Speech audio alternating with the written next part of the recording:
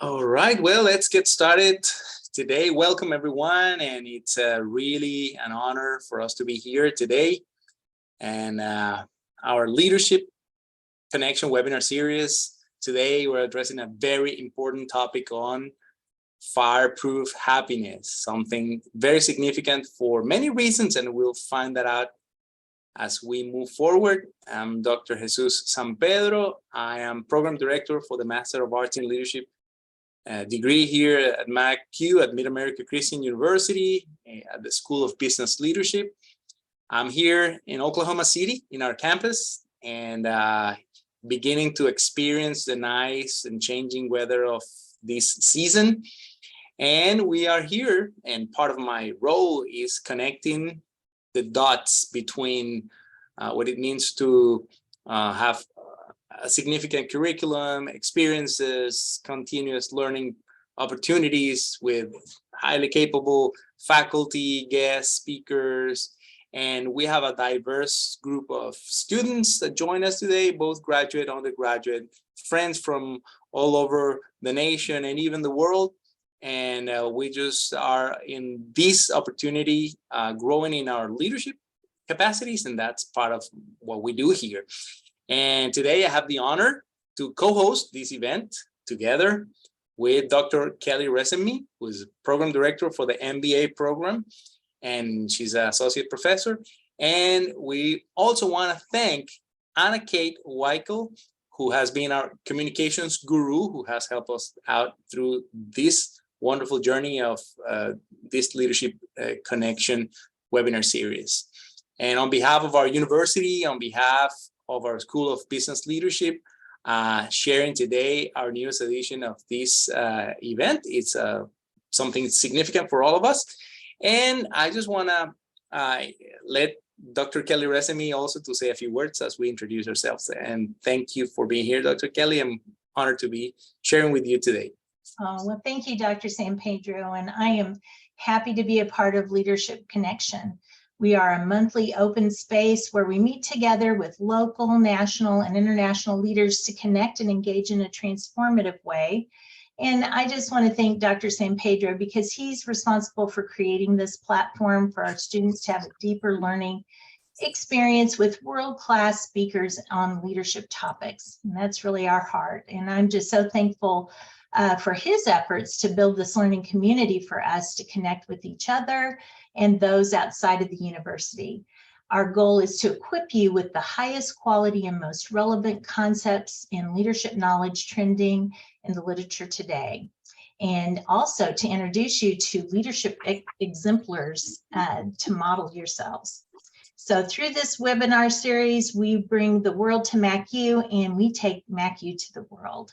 And so I want to acknowledge the key ministry and corporate leaders that are with us today, including local leaders from many states in the US and from different nations. So thank you so much for joining us today, all of our faculty and staff and our alumni.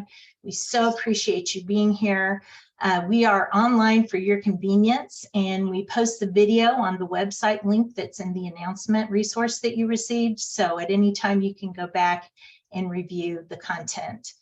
And the MACU Leadership Connection is every third Thursday. So please mark your calendar for noon every third Thursday so that you can join us for an hour of really engaging learning.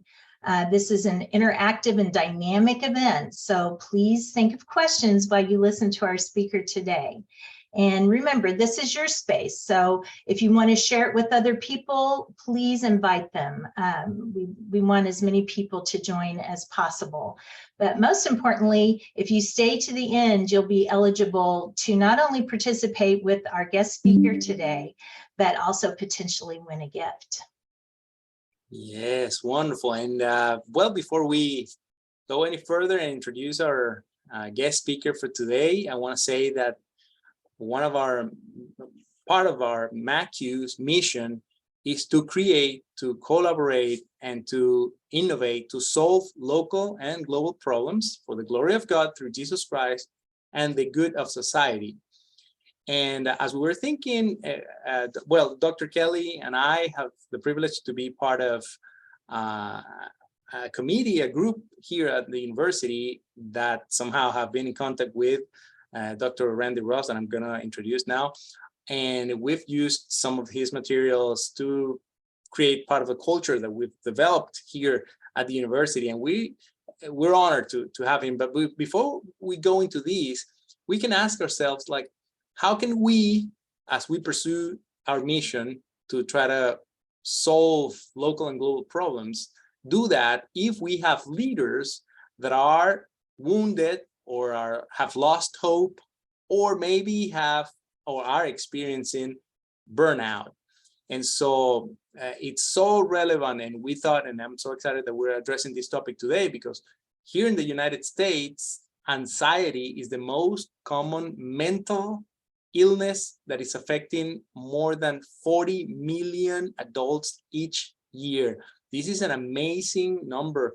And I think if we're not addressing this for leadership, then we're missing a big issue. It's the most common mental issue. And so anxiety is fear of the future. And we're trying to go into these details. And I'm sure our speaker today is going to share more on that, because as Zig Ziglar used to say, if there's hope in the future, then we have power and sense in the present. So the topic for today is fireproof happiness, extinguishing anxiety and igniting hope. And our guest speaker today is going to help us out to figure out how to adopt the right mentality or mindset to turn adversity into an advantage. We're going to also see how the 4 foundational beliefs of hope can help us, and the link between hope and happiness, and 4 practical ways to elevate hope and happiness. So with us is going to be today, he's already with us today, Dr. Randy Ross. Dr. Randy, thank you for being here. He's a best-selling author, CEO of Remarkable, a consulting company, and he's former chief people officer for a large regional mortgage corporation based in Atlanta. In 2008, Randy founded Remarkable, and he's an international speaker, consultant, coach, and he's a graduate of Baylor University. And Randy also holds 2 advanced degrees from Southwestern. He's a co-author of the book Remarkable that I happen to have here with me. We've used extensively here locally, and Relationomics, and where we're really honored to have you here, and welcome Dr. Ross. Thank you for being here. Well, thank you so much. It's an honor and a privilege to be able to share some thoughts with you this afternoon, no matter where you may be. It is actually 1 o'clock here in Atlanta, Georgia, where I'm coming to you from my office. But thank you for joining us. And it's my prayer and hope that through our time together, you'll find some encouragement, some practical wisdom, and some principles that you can apply to understand and more fully grasp the link between hope and happiness. And so without any further ado, let's just dive in. We can all admit that the last couple of years have been rather challenging, as the setup was so perfect. Stress, anxiety, uncertainty, all of those things are at an all-time high for a number of reasons, because we've come through the pandemic, we've had political tension, we've had racial unrest, we've had supply chain interruptions, and take you back to the middle of COVID, when we were forced to go remote from work, and even our academic institutions were disrupted because we weren't able to gather together, and we were forced to take courses online. Well, in the middle of all that, one little boy by the name of Ben, who actually was being homeschooled by his mother, was watching all of this, and he reflected upon that, and he captured in pencil in an elementary school work binder, a journal actually, his thoughts on what was taking place. And Ben, in this meme that became one of the most popular memes of the COVID pandemic, this is what he wrote. He said, Ben, and then he put the date 3/16/20, and he put homed school. I love that.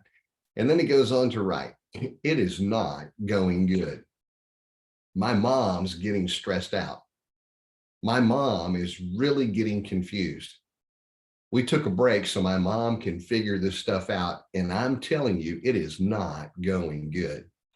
I don't know about you, but I chuckle every time I read that, because truly been captured the sentiment that many of us were feeling. As a matter of fact, if they ever come up with a Back to the Future 4 movie, I'm quite confident that somewhere in the dialogue, you're going to have Doc Emmett Brown turn to Marty as he's adjusting the flux capacitor and say something like this: "I can't stress this enough, Marty. Never set this to 2020 or 21." Because the reality is, we have come through some very challenging times. Well, in the midst of COVID, when it first broke out, I had a friend who reached out to me and he said, "Randy, I really want you to think about writing a book on hope." And I was intrigued with the idea. For me, being deeply faith-based, it's just a part of my constitution. And all I had ever seen when it came to the topic of hope was literature that had been drawn from scripture. And that's great. And I appreciate that. It's been a source of encouragement for me. But I speak mostly to Fortune 500, Fortune 100 companies where I can't lead with chapter and verse. And so I'm a minister incognito, if you will, in the marketplace. And I have to be careful how I articulate things because I want them to be able to not only embrace, but endorse the concepts that I espouse. And so therefore, I wanted to approach it from a scientific perspective and find out, can you scientifically, research-based, prove the efficacy of hope? And so I poured over 200 different research papers and distilled what I discovered into easy to understand language to encourage any and everyone to be able to face and embrace challenging and difficult times. Because we all face setbacks, disappointments, failures, and we're all in stages of life where we're going to encounter tumultuous times that are going to leave us maybe questioning, what does the future hold? So I want to share with you a lot that I discovered in the process over the next half hour or so, and then we'll be able to maybe unpack it a little bit more as we have some Q&A. But let me take you back. At the end of the Cold War, the Army War College, they created an acronym that pretty much described the geopolitical conditions of the day. And that term was VUCA, V-U-C-A. And VUCA stood for volatility, uncertainty, complexity, and ambiguity. They described the geopolitical environment as a new VUCA world. Well, I think very much so, given all that we've been through and given current conditions, those same 4 words are very descriptive of life as we live it today. It's volatile in many ways, from politically, racially, emotionally, relationally. Right now, as many people are being challenged and struggling with just being able to connect on a deeper level. Volatility, uncertainty, complexity, and ambiguity. But I want to take that and I want us to shift our perspective today. I want us to be able to literally morph from a VUCA world, and I want to use another acronym that's oftentimes used by pilots, and that is an acronym called CAVU. I don't know if you're familiar with CAVU or not, but CAVU actually means ceiling and visibility unlimited. It means that it's the time when you pop out above the clouds and all of a sudden there's nothing above you or beside you but blue sky. We've all had the experience of going to the airport. I did this actually yesterday, flying back home from Chicago. As I left Chicago, it had been snowing all day. And as we got to the airport and they de-iced the wings and we began to jettison down the runway and ascend into the sky, it was rocky at first as we fought our way through the cloud banks, but eventually we came out on top. And as we came out on top of the cloud banks with the storm raging down below, then all of a sudden we began to experience CAVU skies, where there was no limitation, there was no visual obstruction, that everything before us was nothing but clear blue sky. And I believe that we, particularly as believers, have this opportunity to turn a VUCA world into a CAVU world if we just embrace and embody certain practices and certain principles as it relates to hope. So let me dive into this conversation. And by first, let's talk about what hope is not. It's interesting because hope is, it's one of those ethereal concepts that we banter about quite frequently, but very few people know how to define or to describe hope. We would say it's essential for life and health, but as far as being able to unpack it, describe and define it, sometimes it's a little bit challenging for us to do. So let me talk to you first about what hope is not. And I want to suggest that hope is not merely wishful thinking. Hope is far more than pitching pennies in a pond or blowing out birthday candles. It's far more substantive than that. And hope is not a Pollyanna attitude where someone has a tendency to see the glass is half full or to see the world through a set of rosy colored glasses. It's not just a matter of a positive mental attitude.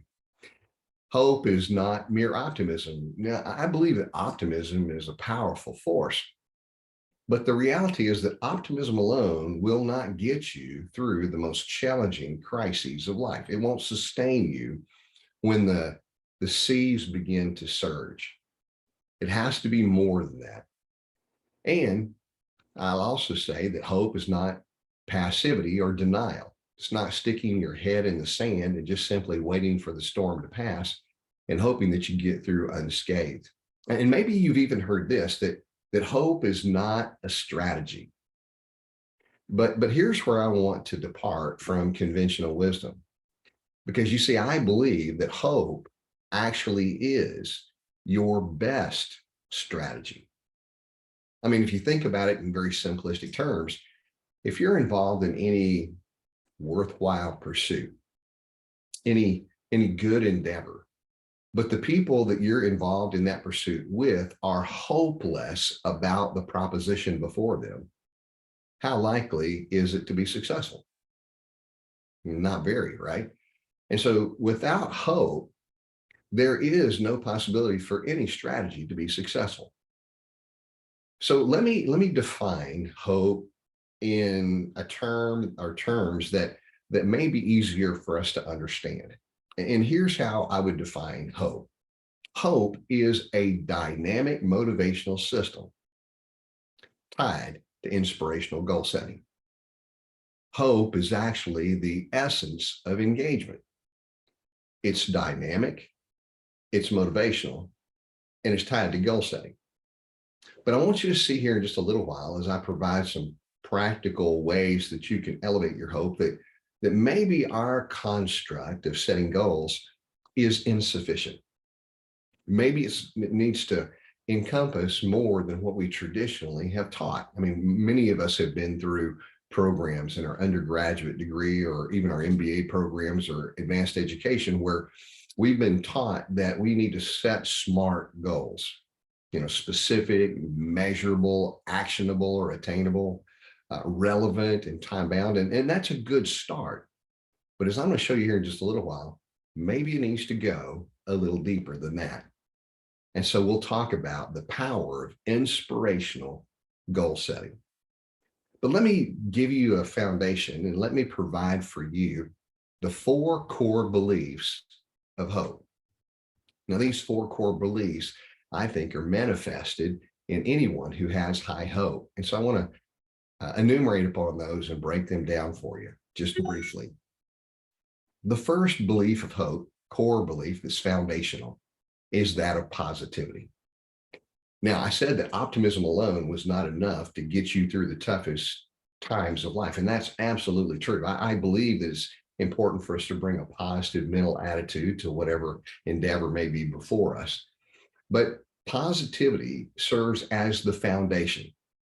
It's not the sum and the whole, but it is the foundation. It's the foundation upon which we then can build the skyscraper of hope that reaches to the heavens. But positivity just simply means that I believe that my future can be brighter than today, no matter how dark or how bleak the circumstances before me may be. I believe that tomorrow can be brighter, and that's where hope begins. But then you have to layer in on top of that another core belief, which is that belief of responsibility. And this is powerful because responsibility says that I am not a victim of life circumstances. Granted, there are a lot of things around me that I can't control. I can't control the weather. I can't control the economy. I can't control a lot of elements in the world around me, but I'm not a victim. I have a say in how my life unfolds.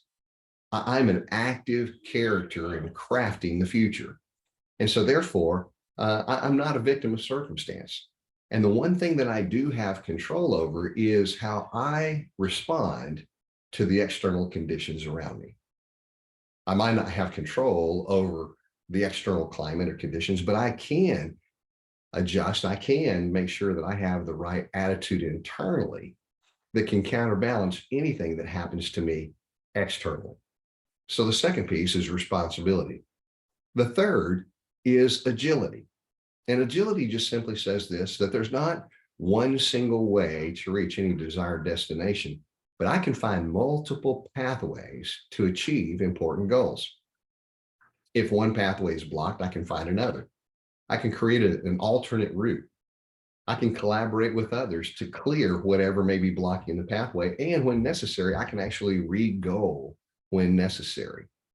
And so agility is this idea of being able to pivot, as many of us have had to do during the last 2 years.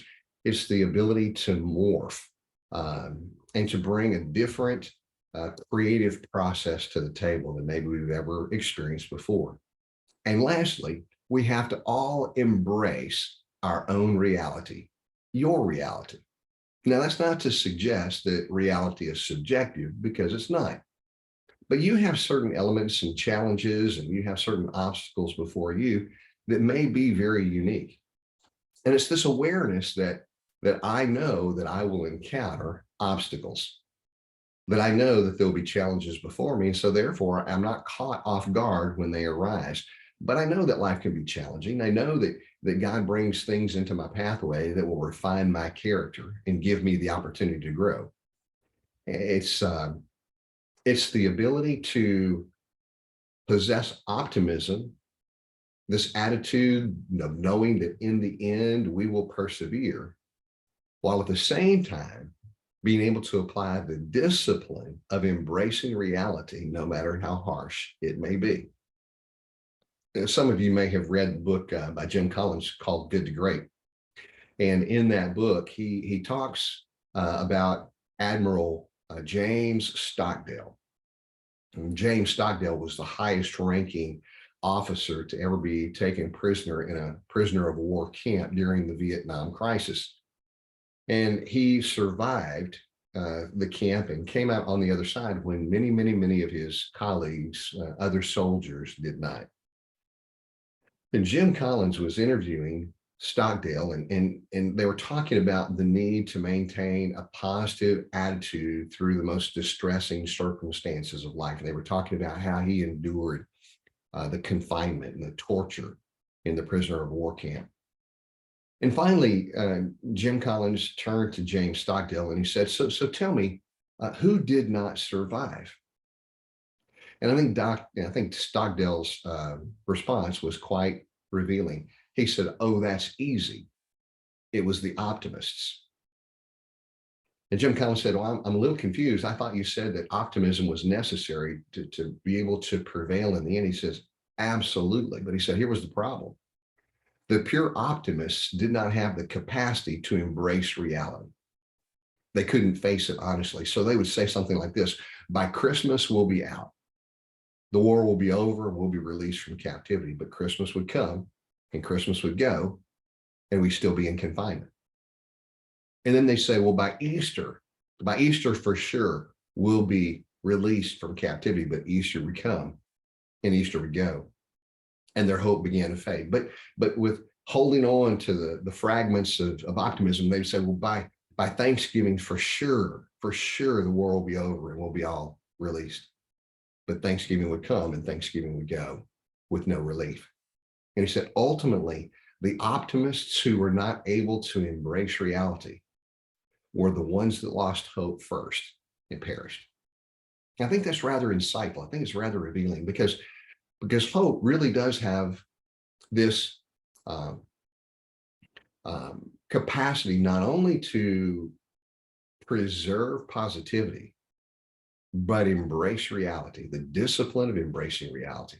Now, for those of you who are sharp and quick, you probably picked up on the fact that the acronym there leads to prayer, positivity, responsibility, agility, and your reality. Because what really keeps us centered as believers is our ability to be connected with that God of the universe that crafts every single circumstance in our life and accomplishes his will through even the most challenging circumstances.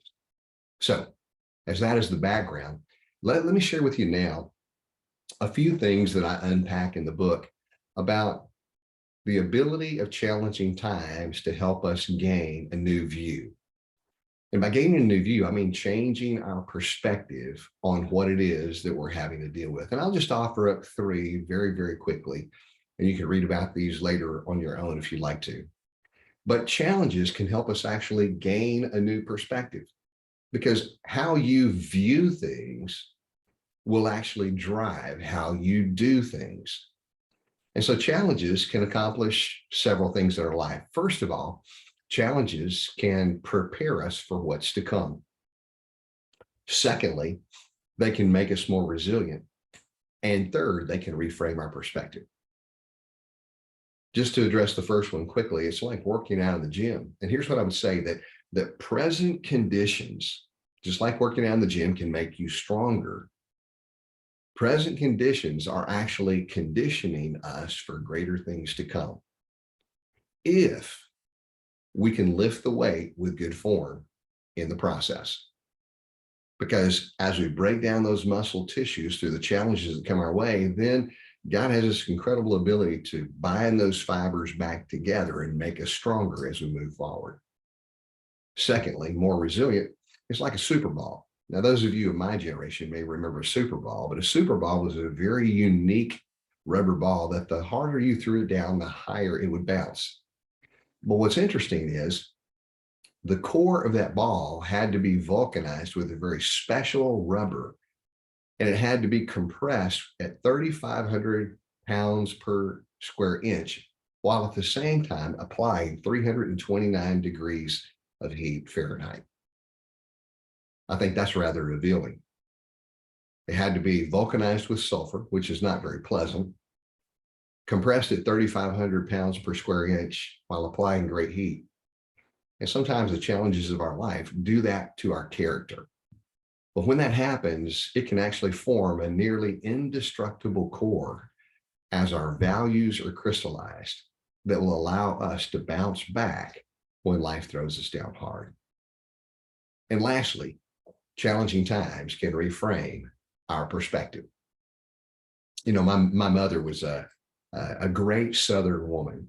She passed away a few years ago, and we miss her dearly, but I never really appreciated the fact that she was a great cook, because like many kids, I just did not have a fond appreciation for green vegetables. But my mom had this attitude and disposition. She said, if I went to the trouble of making it, then you're going to at least have the courtesy to try a little bit of everything.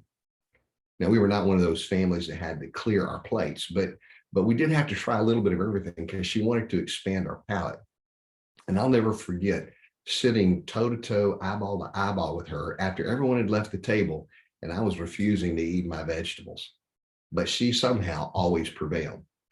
But one night I smelled turnip greens cooking in the kitchen, and I wasn't having anything to do with that. So I came to the table prepared. Again, I refused to eat them. She insisted that I do.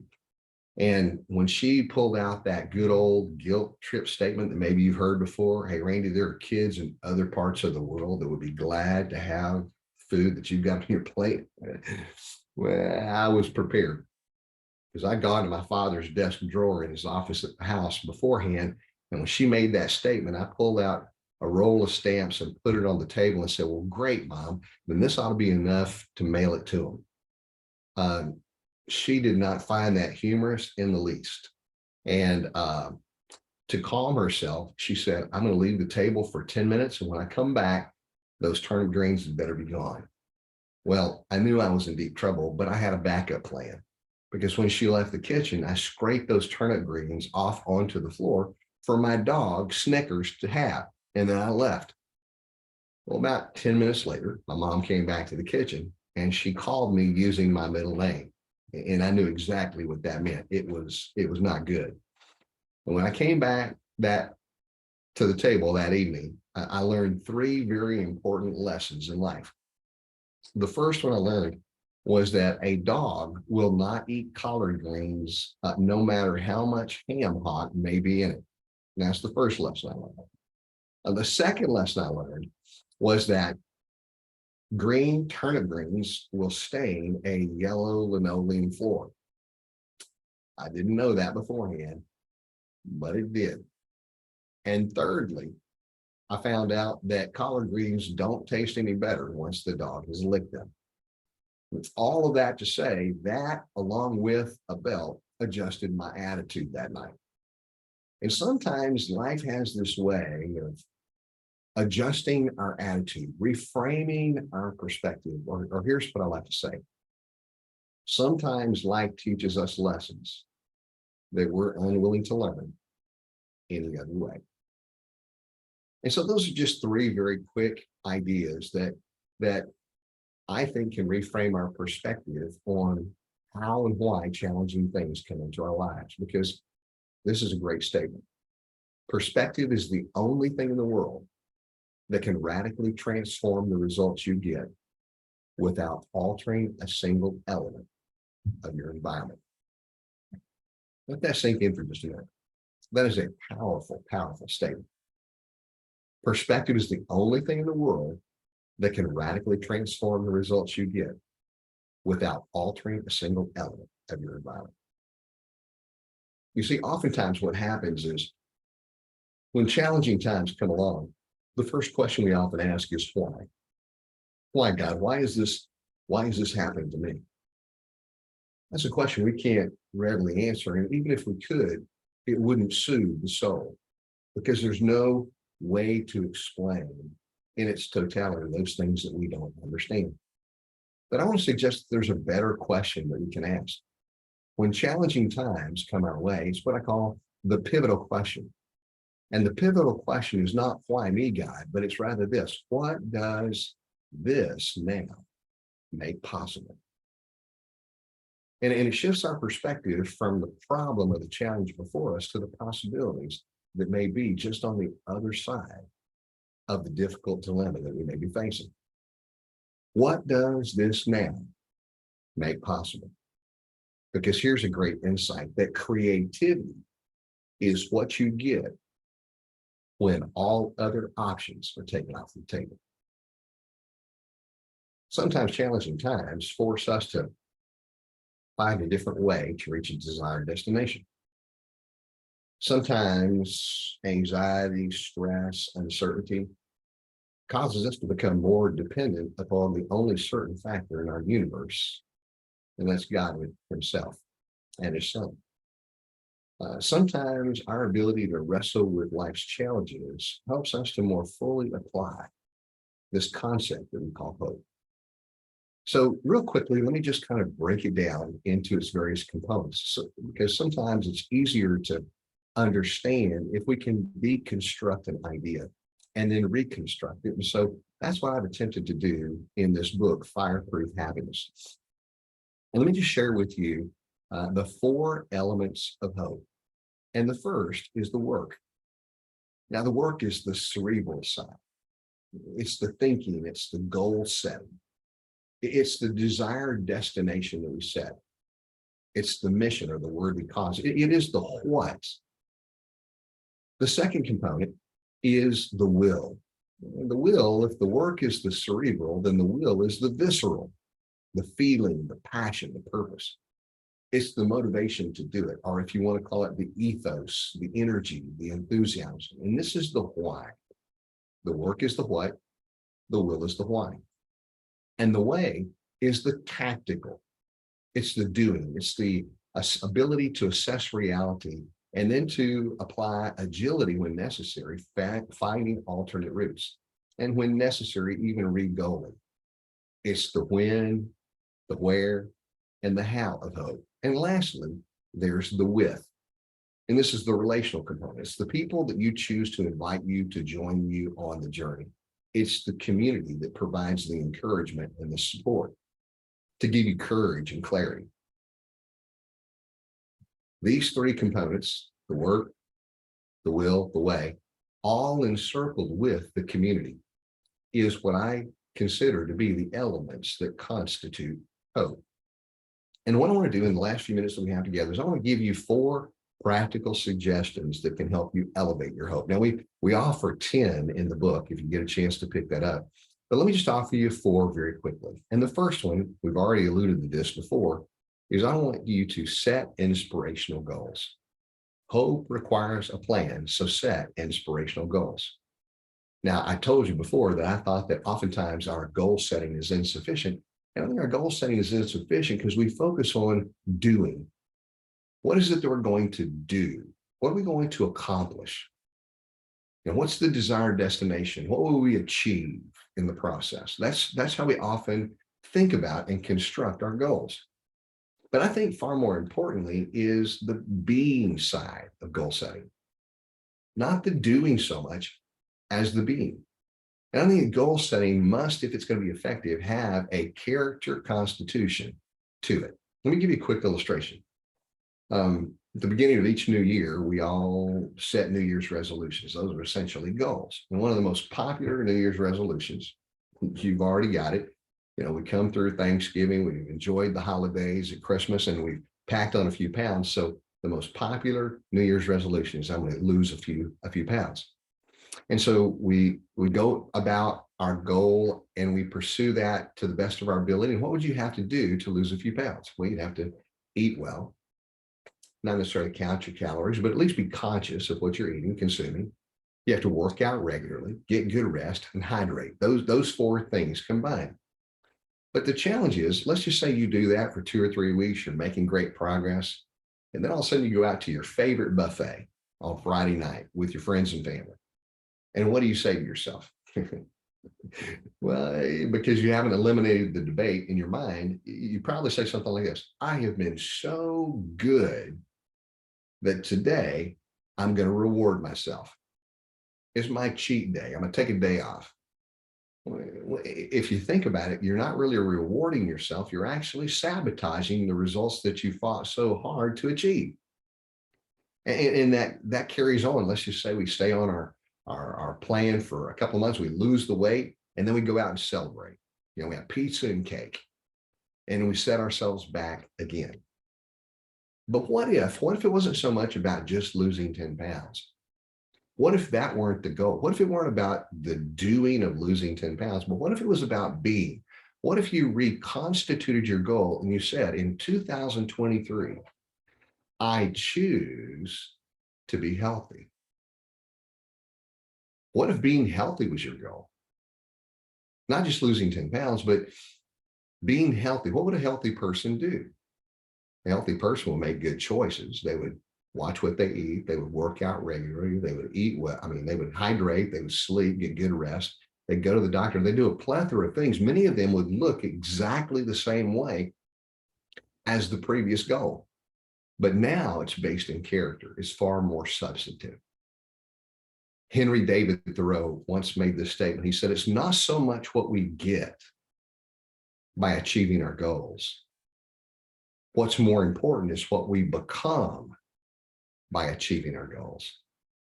And I think that's very, very insightful. Hope requires a plan, so set inspirational goals and make sure that they're based on character development. Second thing, and this is something that your mother has always challenged you about, I want you to take a relational inventory. I want you to surround yourself with optimistic, hopeful people. Your mother used to say the birds of a feather flock together. She was absolutely right. You show me the 5 people who are closest to you And I can pretty much predict where you're going to be in the next 5 years. Because the community that we choose to surround ourselves with will, in a very great way, determine our direction. And our direction will ultimately lead to our destiny. So what I want to suggest to you is it's very, very important with whom you choose to surround yourself. And it's very, very important that we not isolate ourselves, particularly during stressful or anxious periods of time. One of our natural tendencies as human beings is to pull back from the crowd, to isolate and insulate ourselves when we're not feeling well. And it's the exact opposite of what we should do, because it's during those periods of time that we should reach out and establish more solid relational links, because we know that people thrive in relationally rich environments.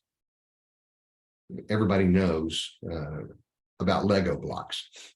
Lego blocks are those ubiquitous, multicolored blocks that you can connect together to create just about anything that your imagination can conjure up. But Legos were built to connect. Precisely and specifically, they were built to connect. They were never meant to be alone. And for anybody who's ever found a single Lego block in the carpet, underfoot, in the dark, you will know immediately that they were not meant to be alone. They're meant to connect with other blocks. And likewise, the same applies to us. God created us to connect deeply with one another. So make sure those relational connections are strong, make sure they're deep, and make sure they're with the right people. The third idea I want to share with you is I'd like for you to create a life purpose statement. Sometimes we call this a leadership legacy statement, but it's your North Star.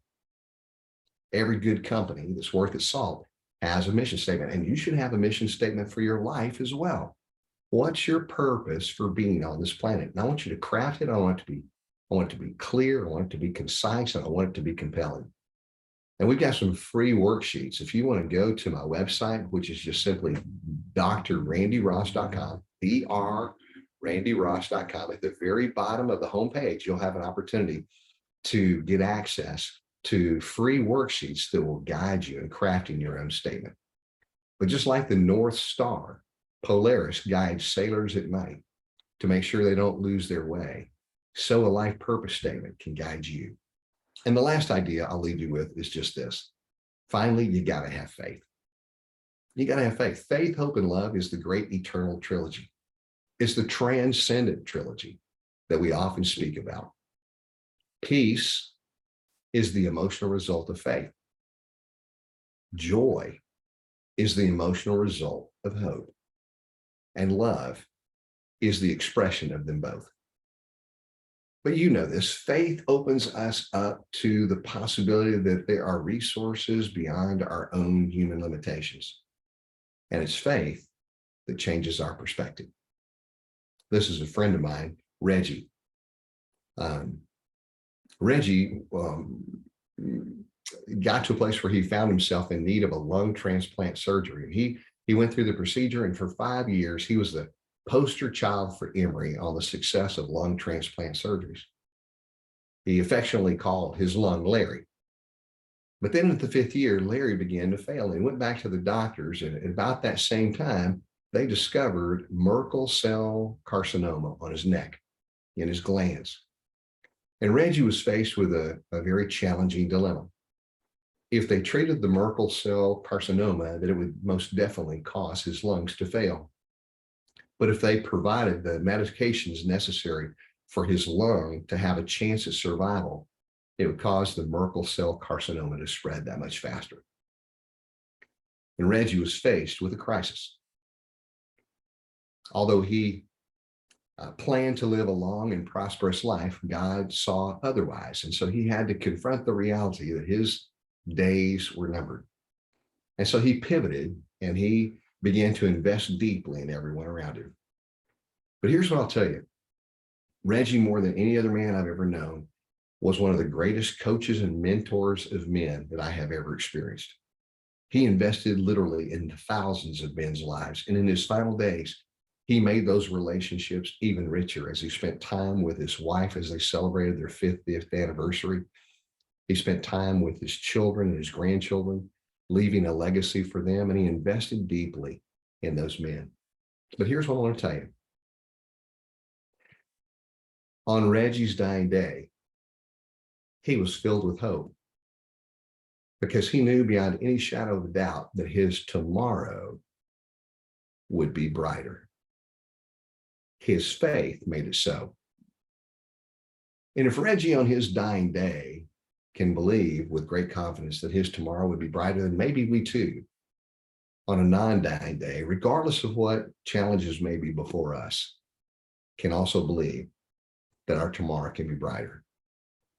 I'll leave you with this. Ships don't sink because of the water around them. Ships sink because of the water that gets in them.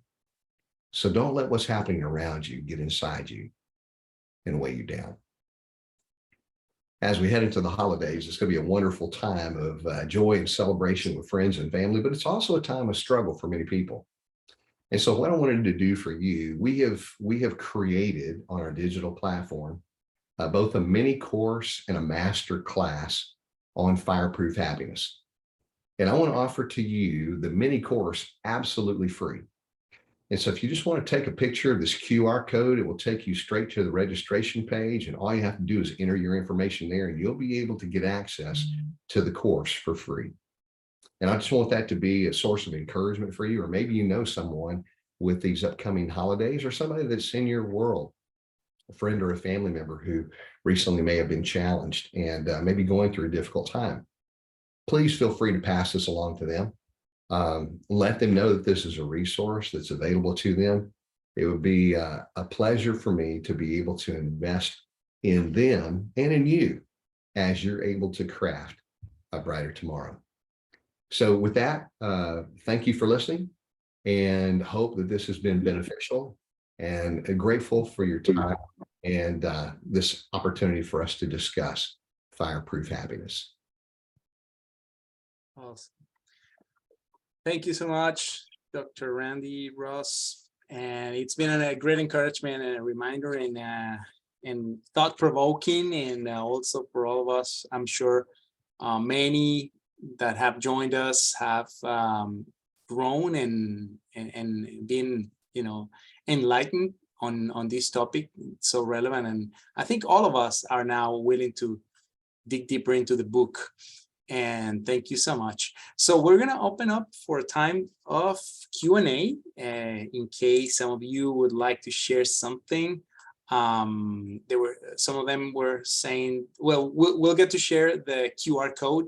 It looks like some people are having issues accessing it, but I'm sure we can find a way for us to share with all of those who have been part of the event.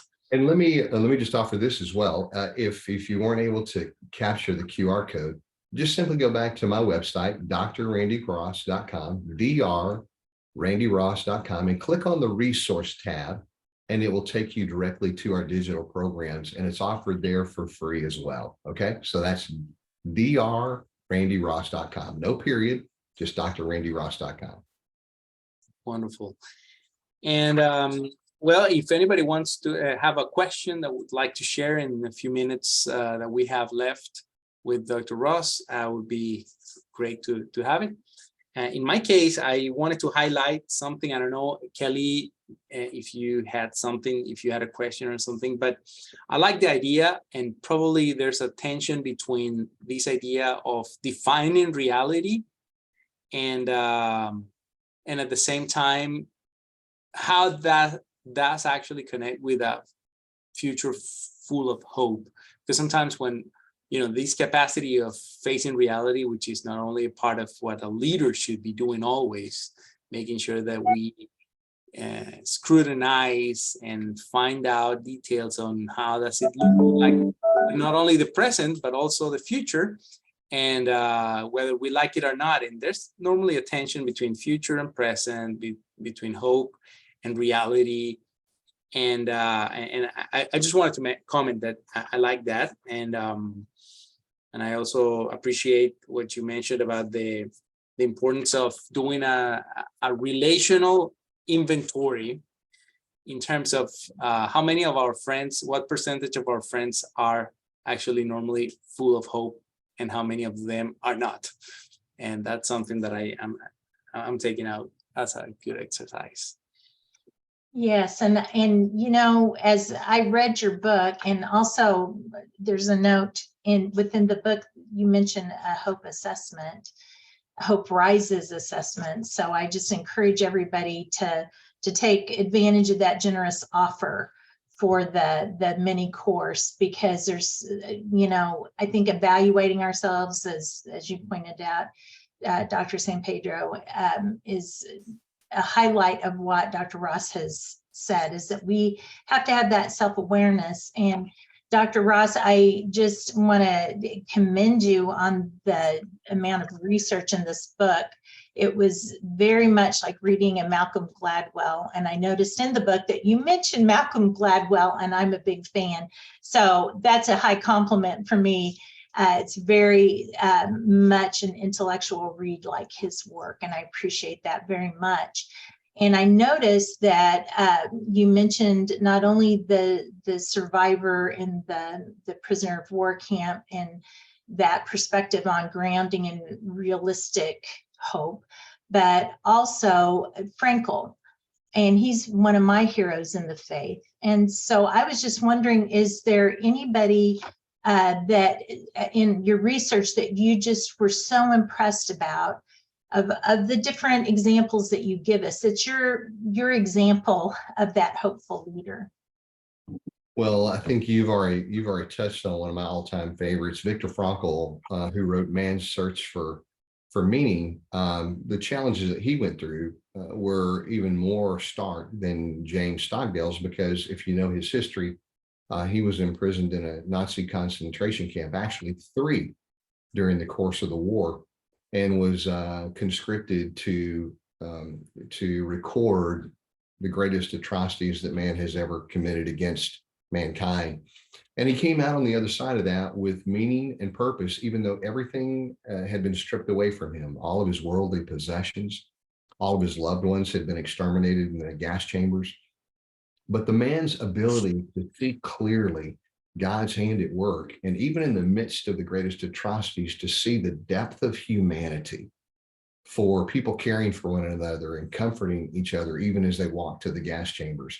And he writes from a perspective that few of us will ever be able to understand, but he writes about hope. And he talks about the fact that we are responsible for how we face and embrace the challenges before us. And he challenges us not to let difficult times define us, but instead for us to bring meaning and significance to the challenging times that we confront.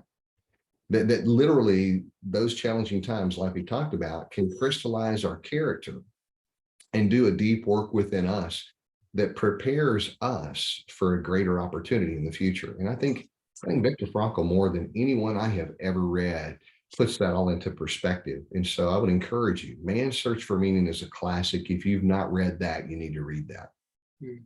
Perfect, thank you.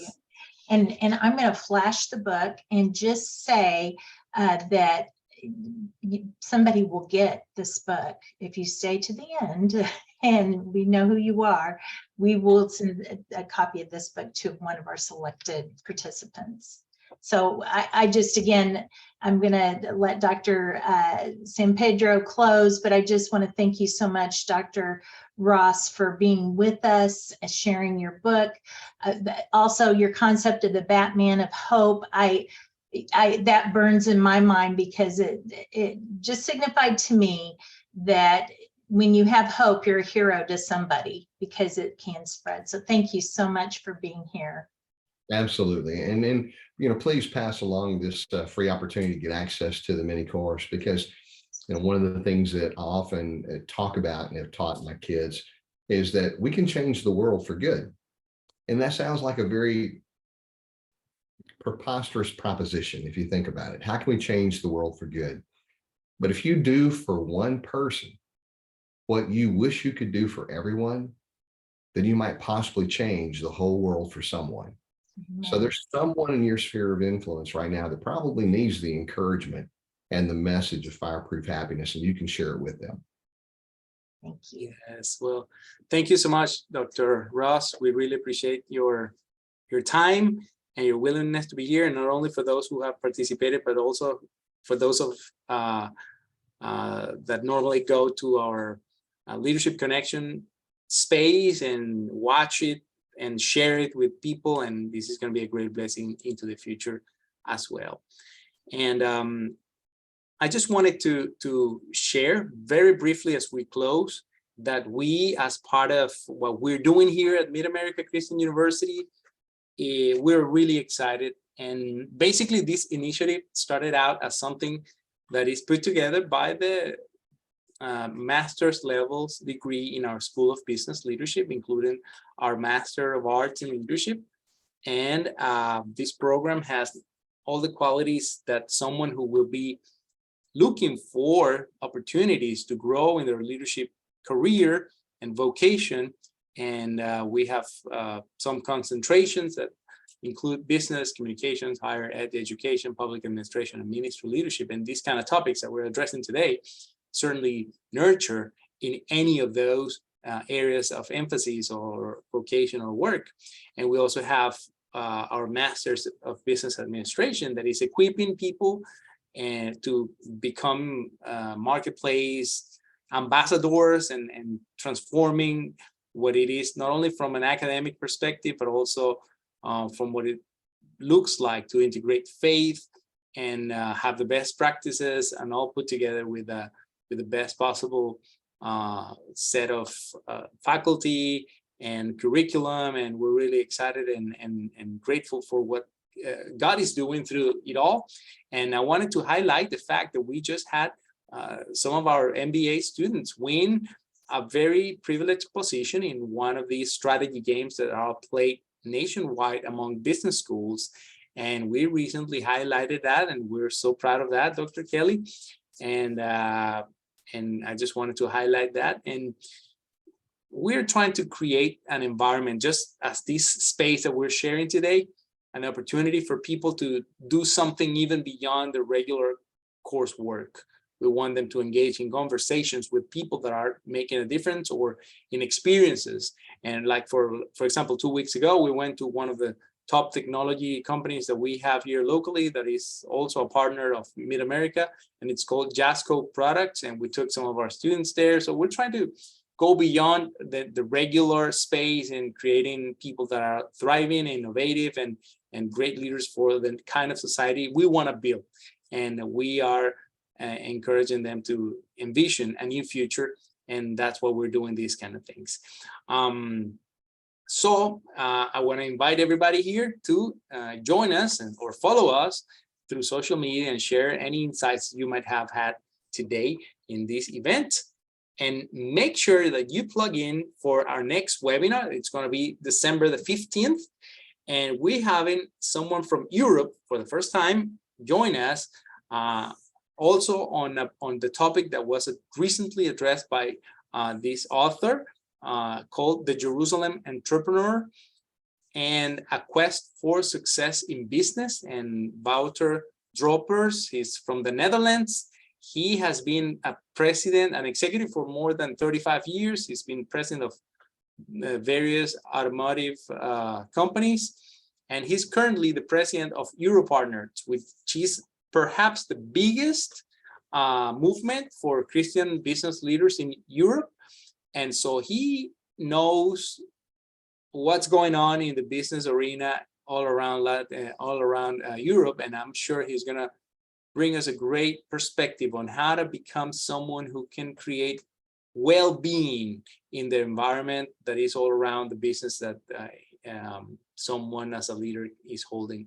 So he holds a theology degree from a seminary, and he's married, has 2 children, and I'm sure he's going to add so much value to us. So make sure you go and register here at the regular macu.edu/leadership connection, and you can find a very easy way for you to plug into this. So looking forward for this opportunity. And Dr. Kelly, I don't know if you have any final word before we close. Just thank you so much, Dr. Ross, and for all those who attended. We sincerely appreciate it. And don't forget, we will post this on our website, so please share it. with your students, with people that you care about. Thank you. All right. Well, thank you so much. Have a great rest of the day.